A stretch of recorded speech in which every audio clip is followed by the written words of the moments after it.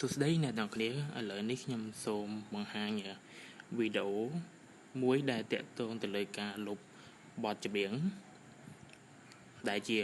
ringtone របស់យើងដោយមិនបាច់ប្រើ computer ទេយើងគ្រាន់តែប្រើនៅលើទូរស័ព្ទដៃប៉ុណ្ណោះជាងចំពោះការលុបបទចម្រៀងគឺវាមានភាពងាយស្រួលមែនទែនគឺគ្រាន់តែយើងចូលទៅ garangband របស់យើងហ្នឹងបាទបន្តមកគឺយើងselect បទចម្រៀងមួយនេះចោះ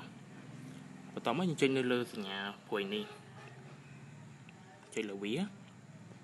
បន្តមកយើងចូលទៅកន្លែង ringtone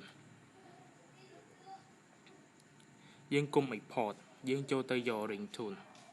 បន្តមកវានឹងបង្ហាញពីបទចម្រៀងដែល ringtone ដែលយើងបានដាក់អញ្ចឹងបើសិនជាយើងចង់លុបយើងចុចពាក្យ edit ចុចលើវាទៅណែឃើញទេអ្នកនរគ្នាយើងចង់លុបបទអីយើងអាចលុបបាន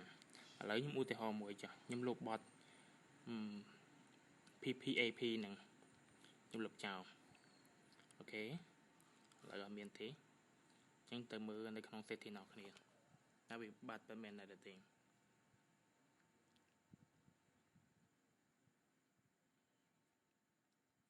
រគ្នាមើលទៅពិតជាបាត់មែន